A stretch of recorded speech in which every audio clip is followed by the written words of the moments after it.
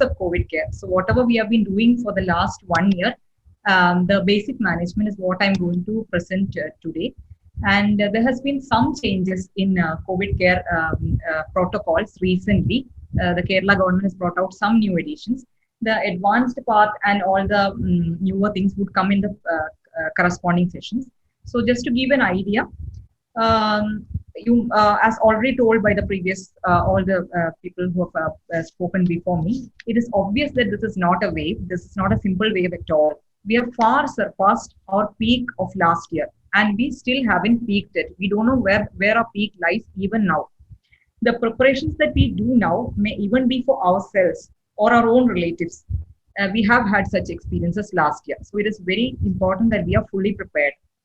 And comparing the Kerala statistics of this month with the same time last month, it is nothing to compare. We are that was 1.38 last April, and now we are at 26.8 test positivity rate.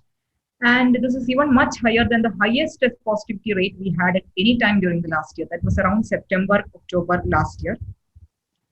So, what is the process? What are the things that we have to be worried about in this COVID wave? Is the mutant strains. Mutant strains have been identified in Kerala. We have an inadequately covered population. The vaccination has not been able to provide coverage to the whole population. Then there is the problem of, because of the mutant strains, there is a problem of immune evasion. Many of these strains are not susceptible to the vaccination. There is also reports of increased spread. There is a aerosol spread and micro droplet spread, forming super spreading events, lot of super spreading events and clusters in this way. And the COVID fatigue that we are all facing now. And obviously the inadequacy of our health facilities. We have to scale up to a huge scale. And I would just like to briefly mention the variants that we are dealing with in the current wave, that is B117. This is the UK variant, and this was responsible for the second wave in UK. The specialty is the high infectivity.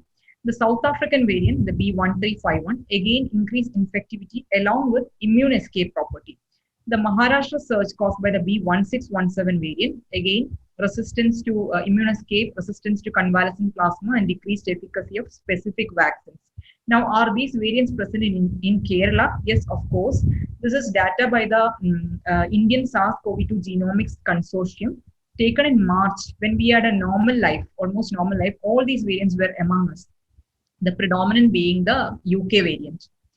And see how it spreads. That is, in first case of variant was detected in Kannur in December 2020. That time it was only 1% of the total isolates. Now by April it is risen to 30%. That is, it is becoming the predominant strain. So this is not COVID-19. It is slightly different. Now, how do these variants and all these COVIDs? So in our hospital, what is the thing that is happening in our hospital?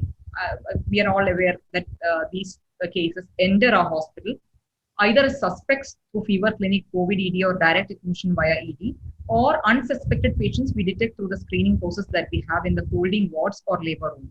Now, once these patients are identified in these areas by any of the confirmatory tests, that is, a test which is positive in a symptomatic or asymptomatic person is considered as a confirmatory test. What are these tests? There is a rapid antigen test.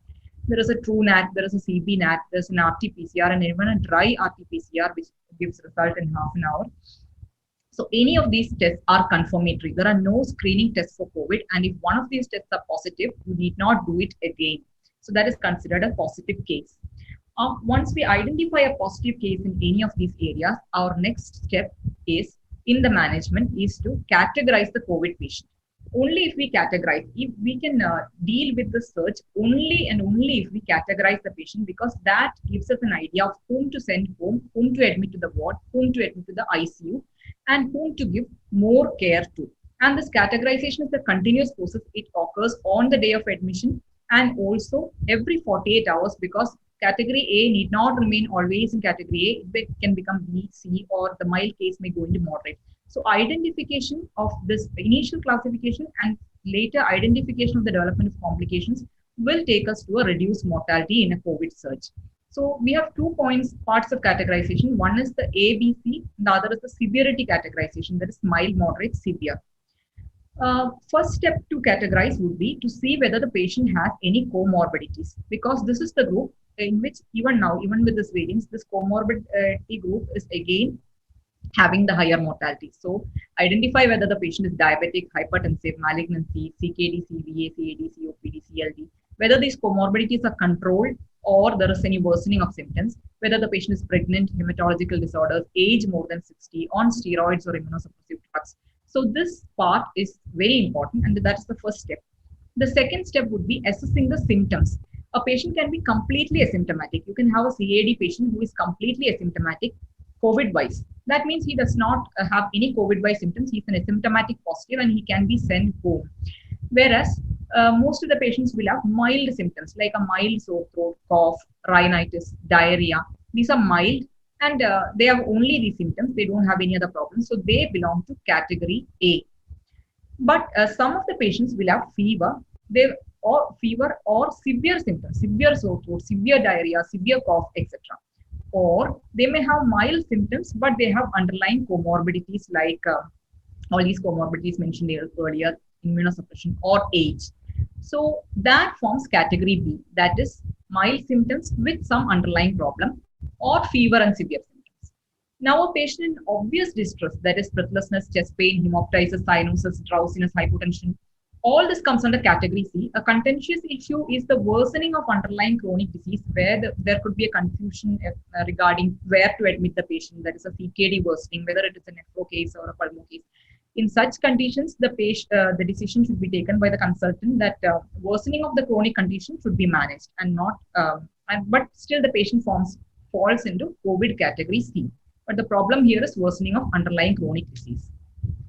The next step is assessing how severe is the COVID infection. So you have three categories, and in each category, the patient can have a mild disease, moderate disease, or severe disease. For this, only two factors, the respiratory rate and the saturation.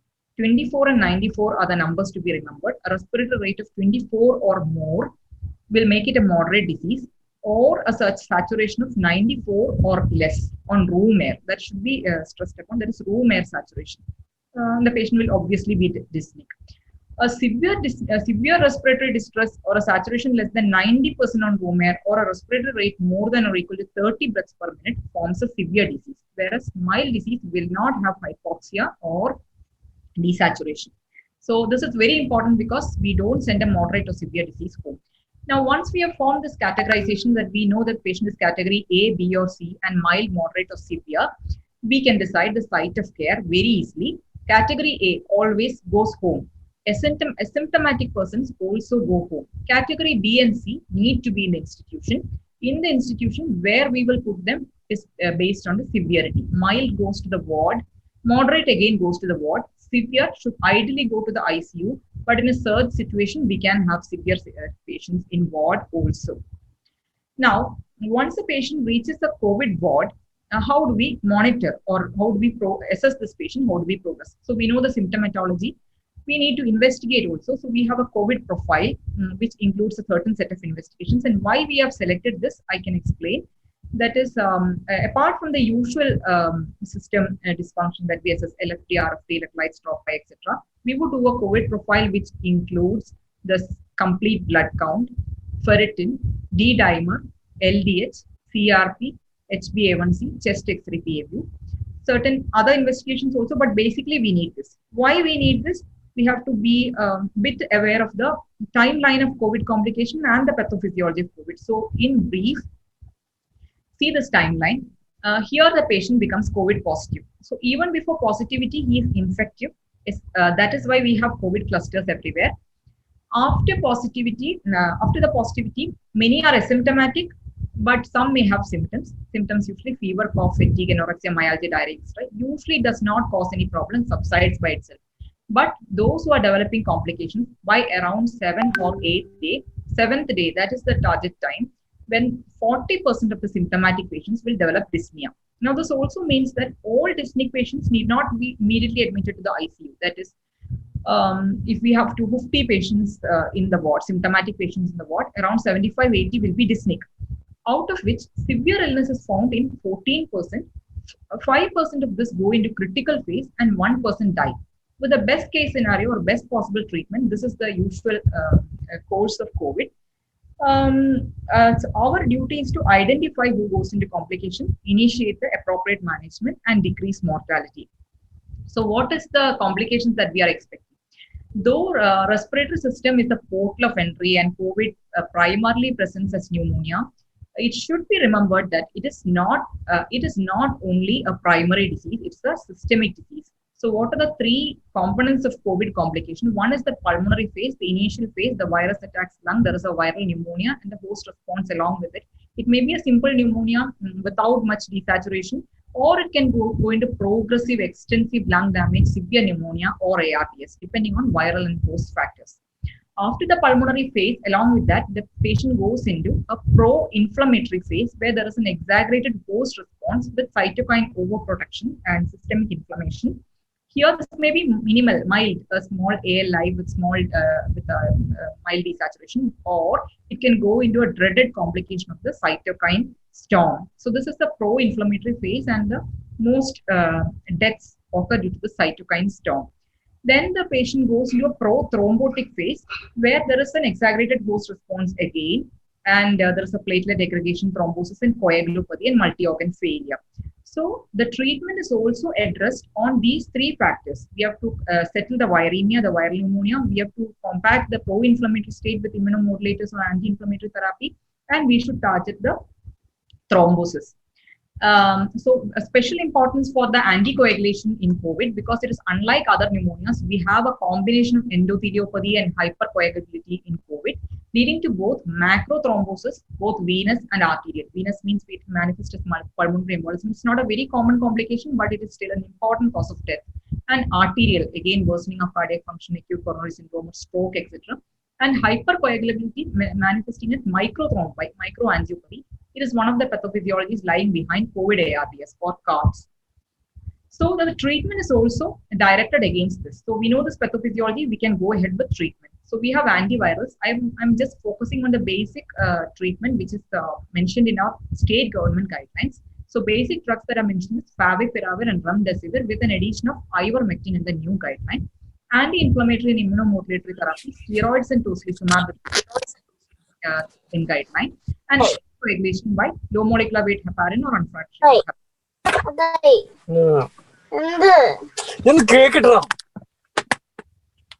And an oxygen strategy has to be tight, which goes along with all these treatments depending on the situation of the patient. So this is what basically we have to do in COVID management. Antivirals, I will just go to the dose, the contraindication, just to be aware of this. Favipiravir, we have been using it for the past 1 year. The dose is 1800 milligram BD. We have an 800 milligram tablet available. So 2 tablets BD would do on day 1, followed by 800 milligram BD for up to 7 days. Pregnancy, females, pregnancy test is necessary for teratogenicity and laminitis and dose-dependent hyperuricemia. But even with some amount of liver enzyme elevation, if we give it, we have to monitor, it is found okay. Should be stopped if SGPT is more than 5 times the upper limit of normal, or if creatinine clearance is less than 30. And indicated in category B and C, mild and moderate disease. Mild disease is not very problematic, so we would prefer favipiravir. Whereas moderate disease, we are going into complications, so we have to be more careful. The next important drug is remdesivir. Again, indication, remdesivir, we are facing shortage. So we have to be aware of the fact that all shortages are a part of COVID surge. So remdesivir, the current indication is category C. That is whatever I have told, the category C, and moderate and severe disease. That means remdesivir should be prescribed only for patients requiring supplemental oxygen. It is very important, especially when we have a shortage of the drug. And usually it is effective within 10 days of symptom onset, because the viremia should be targeted by antiviral. So very prolonged disease, remdesivir may not be effective. It is though not an absolute contraindication, the renal or hepatic dysfunction also should be ruled out. The dose is 200 mg on the first day, it is given as intravenous preparation, followed by 100 mg IV for the next 4 days. That means one patient will require at least 6 vials of remdesivir. Now coming to the these are the two important antivirals that we have now and we are planning to use according to the guidelines, which we commonly use.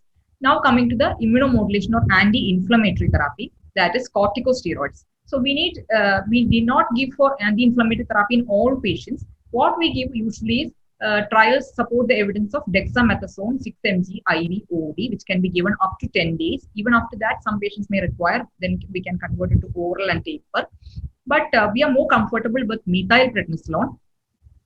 Usual dose is 0.5 milligram per kilogram, around 40 mg methylprednisolone IV OD. But some patients who worsen, who need more anti-inflammatory therapy, like going into cytokine storm, etc., we also increase the dose to 125 mg IV OD for 3 days, followed by tapering.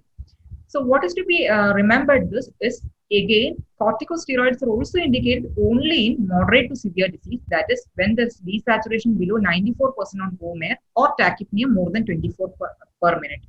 But in case of steroids, I would like to say that if the patient is having COVID pneumonia, sometimes we get the subset of patients having COVID pneumonia but are absolutely not dyspneic at rest. In such, no desaturation at rest. But the X-ray wise, they are having pneumonia. This group is slightly higher now. Everybody has some X-ray infiltrate. In such cases, the guidelines recommend doing an exertional desaturation test or 6-minute walk test. It is not possible to perform a proper 6-minute walk test in the COVID ward. We won't have time for that. So just ask the patient whether he gets dyspneic during walking or when he goes to the bathroom, ask the sister to test the saturation. Even that will give us an idea whether the patient's saturation is okay. So if there is desaturation or if there is COVID pneumonia, be slightly more liberal with steroids, can prescribe it early. But higher doses are definitely recommended only when there is definite desaturation because of the problem of secondary infections also, which comes along with steroid dose. Now, regarding anticoagulation, again, the anticoagulation is initiated only when the D-dimer values are above 500. Then we give a prophylactic OD dose, and if it is above 1000 to 3000, we give it in a BD dose. We have to assess for venous thromboembolism. We have to see whether the patient has frank venous thromboembolism at admission or any time during the ward stay. So assess for venous thromboembolism risk factors, signs or symptoms of DVT and PE. Increased risk of bleeding also. We are giving a drug which causes bleeding. So rule out active bleeding, low platelet count, INR prolonged. So all these should be checked for. These are basics when we start anticoagulation.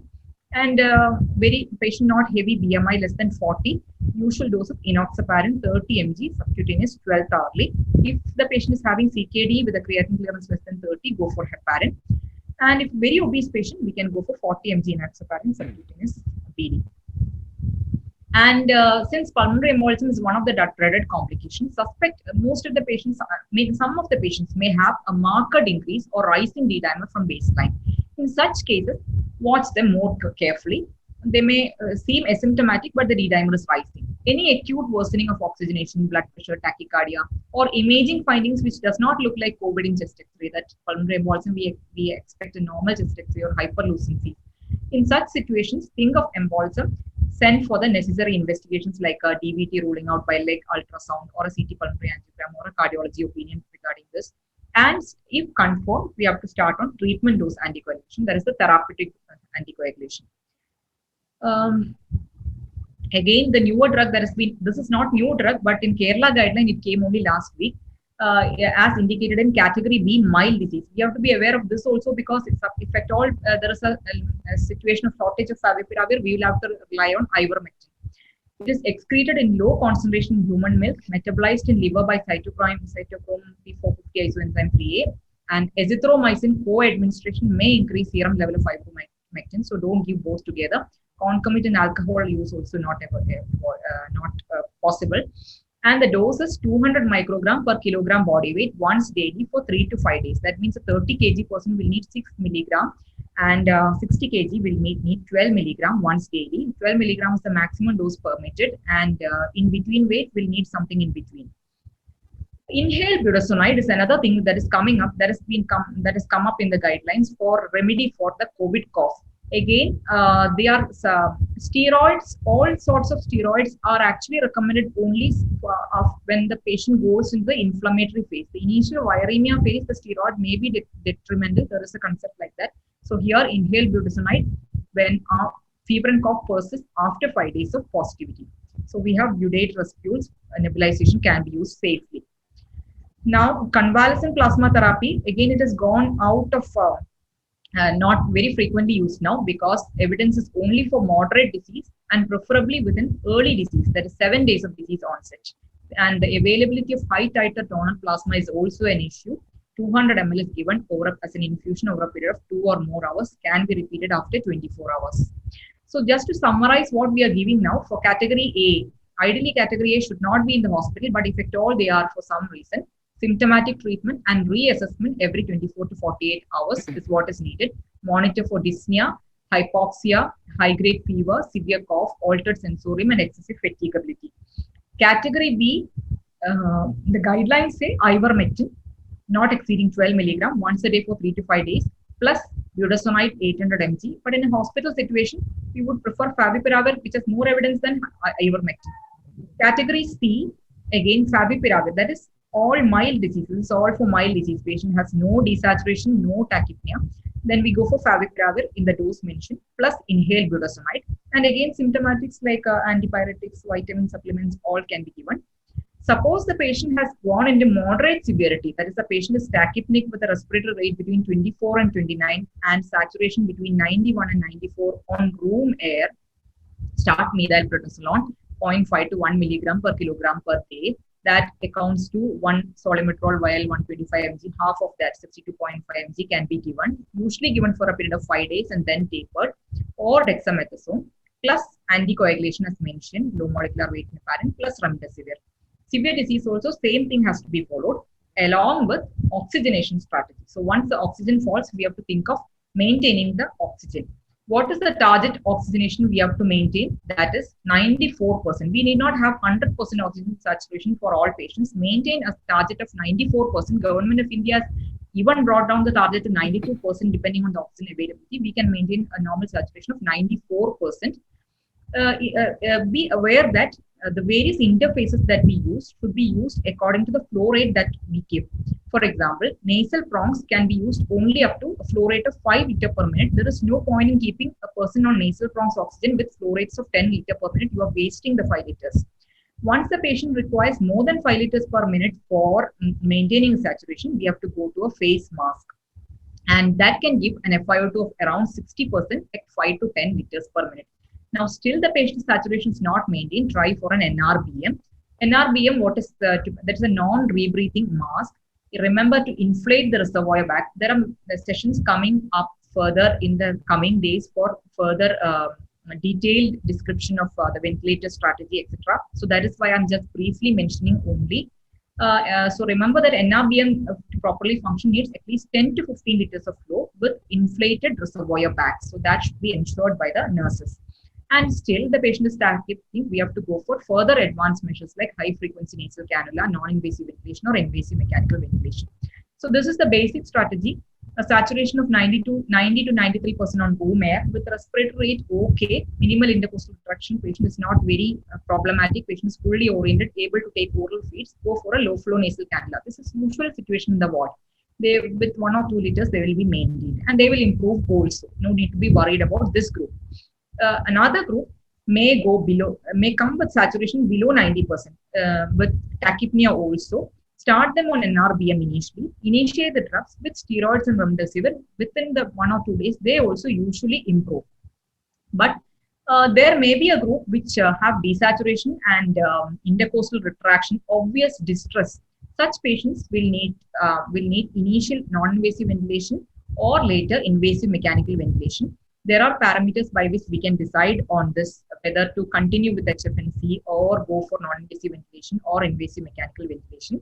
The Kerala government guidelines says to assess the work of breathing, not only the oxygen saturation, but the work of breathing, which is manifested by the intercostal introing, the respiratory rate, the tachypnea, etc. If it is high and there is a saturation fall, that means the patient is working that much to attain the saturation. They have to be provided assisted ventilation in the form of invasive mechanical ventilation. Whereas if it is a low work of breathing, can try NIV.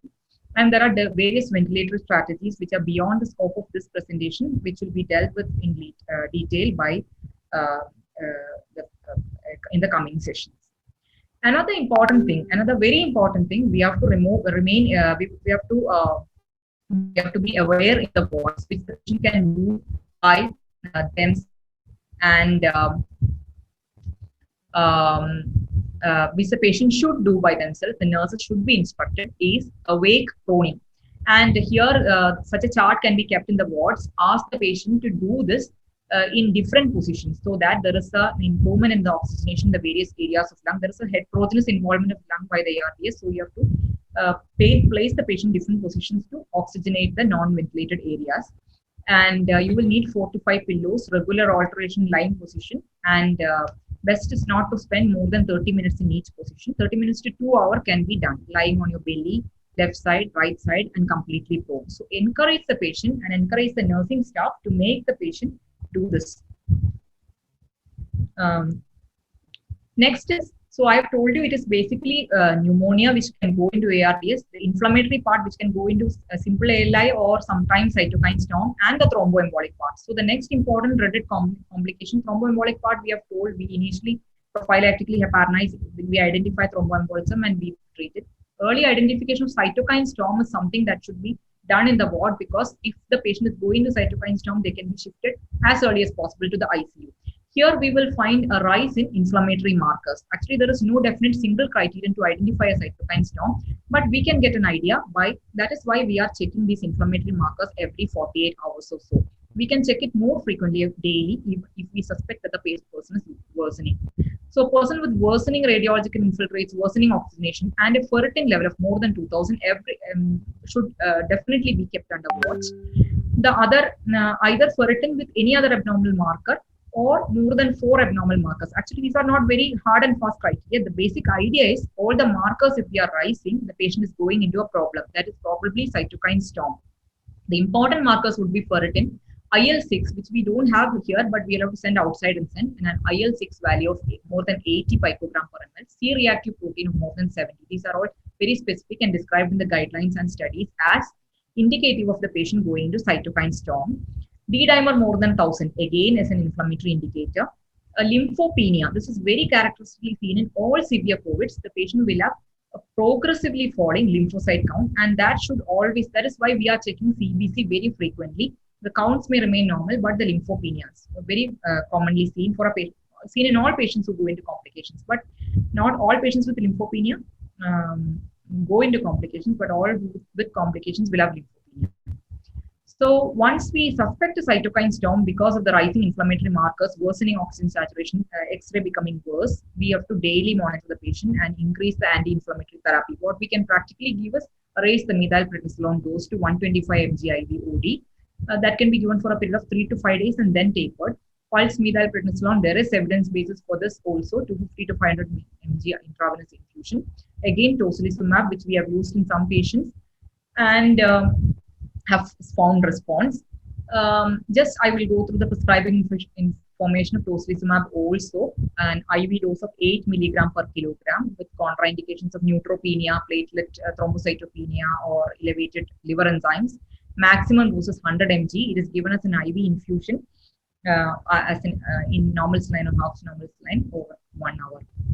Now, since we are giving lot of steroids, lot of anti-inflammatory drugs, there is always a possibility that this patient goes into secondary infection. So a patient who has been in ward for 6-7 days and has been on steroids for some time, having persistent fever, a raised procalcitonin level, features of sepsis in the form of raised lactate, tachycardia, hypotension, or altered mentation, elevated total count. Okay, IL-6 levels, depends on the unit. Theirs level is 7 and ours is, this I've taken from the guidelines, that is picogram per ml. So their level is 7. So sepsis features, elevated total count, purulent sputum, any other focus like UTI, all these patients are elderly, comorbidities, so all these things happen.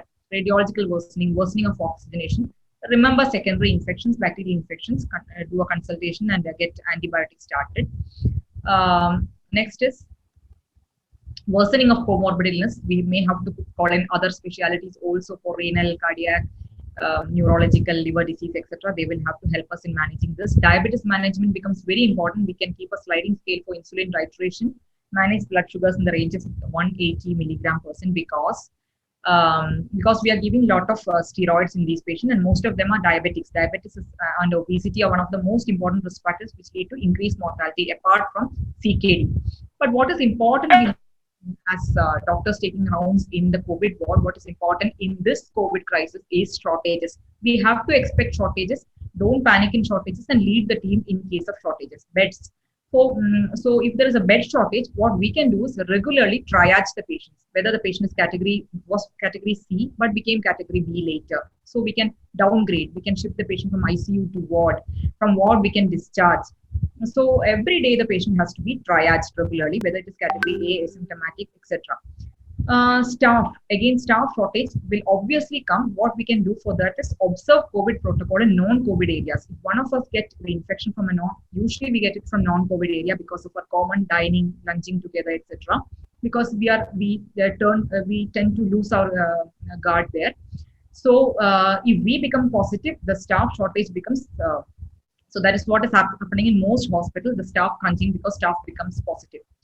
Antiviral shortage is expected, and we have to remember that none of them are the drugs of choice. Only remdesivir is the only FDA approved therapy till now for COVID. All the others are emergency use authorization EUA. None of them are wonder drugs. So if one drug is not available, remdesivir is not available, we can switch to favipiravir. Don't give both together. One of them can be given. So that is not a panic situation. Immunomodulators, we'll have to go for newer molecules. That is why we have more sessions coming up on the newer immunomodulatory therapy, etc. Oxygen, we have to, everyone going to the ward has to pay special attention to simple things in conserving oxygen. So I will mention few points regarding this.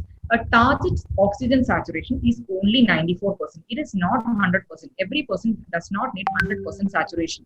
And do an up titration, not down titration. That is, you start with 1 liter and slightly increase and see the correct amount that the patient wants and stop it there. Don't start at 10 liter and come down. So that is what sisters usually do. We have to advise them regarding the shortage. It is not normal times, it is COVID times. And using BiPAP over HFNC, when there is a shortage, usually HFNC is very much oxygen consuming. So we prefer BiPAP over HFNC. We'll have to think of oxygen concentrators. There is concentrators take oxygen, produce oxygen from by the molecular sieve from the atmospheric air. So these are available on range. So such options can be thought of for patients requiring mild, less than 5 liter oxygen. Concentrators can be thought of. Any leakages in pipeline, the consulting doctor, the nurses, the ward in charges, everybody should be aware of leakages in pipeline that should be corrected. Prone position should be encouraged as much as possible in patient because that will improve the patient's oxygenation. And regular triaging as per oxygen requirement. Ask the sister for room air saturation. Saturation normal, 97% on 3 liter oxygen. Try to stop the oxygen and wait for 30 minutes and see the saturation once more. Don't stop the oxygen in a very dyspneic or unstable patient, but if it's a stable patient, we can always stop the oxygen and titrate and see the saturation. If it is maintained on room air, keep the oxygen for SOS use or explain to the patient that your oxygen requirement is not there now. And an audit of the oxygen use of the ward daily is being conducted by the authorities. So this is what we can do for oxygen conservation. Now about discharge, many of these patients not all go into complications. It's usually a mild disease. Many of these can be discharged in very easily. So the recent discharge criteria has been changed. The important changes are RAT negativity. We have to remember that RAT is the test for discharges, not RT-PCR or not any PCR-based test for the next 3 months of positivity. We have to do antigen test for discharge. But RAT negativity is not needed for discharge of category A and B patients. You can do it, but it is not necessary that category A and B patients should be in the ward till the RAT is negative. We can discharge to home isolation if the patient is asymptomatic for 72 hours, absence of fever without antipyretics for 3 days, no oxygen requirement, patient is not breathless, fatigability some amount will be there but not excessive, hemodynamically stable. And what we have to advise them is they have to continue their isolation total 17 days from the day of symptom onset or day of first positivity, whichever is more clear. So when we are discharging on the 7th day, we will have to advise 10 more days.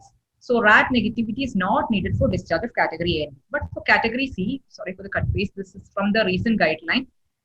Category C, we have to do a RAT, and that is on the 14th day. 14th day. Category C, it's for the 14th day. And if it is RAT positive on 14th day, it can be repeated every 48 hours till negative. If the patient becomes completely stable during this time, the patient can be discharged to a CSLTC, is what the guidelines say. So, category C discharge should be at 14 days with RAT negativity, ideally. If not, we'll have to see where we send the patient to. So what is the test to be done in a COVID positive patient retest? It is always rapid antigen test. Then I don't think I have time for, we have made videos of donning, doffing. Anybody who wants it will be provided detailed videos of donning, doffing, which has to be perfect for all the patient, all of us. And hand hygiene, I cannot tell how more important it is in this situation. So to summarize, remember the categories, remember the severity assessment, monitoring what we are looking for, watch for the complication, don't panic in shortages, conserve oxygen, and follow the proper infection control practices. So this is in a nutshell the basic COVID practice, and thank you for your listening.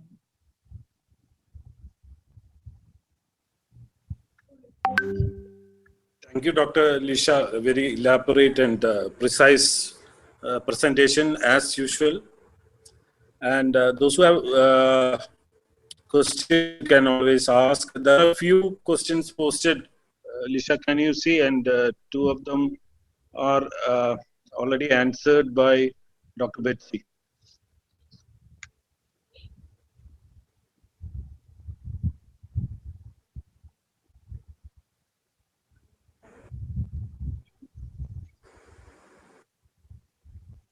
Many of our antigen patients who turn positive but stable patients can be discharged at home by teleconsult. Can you speak louder?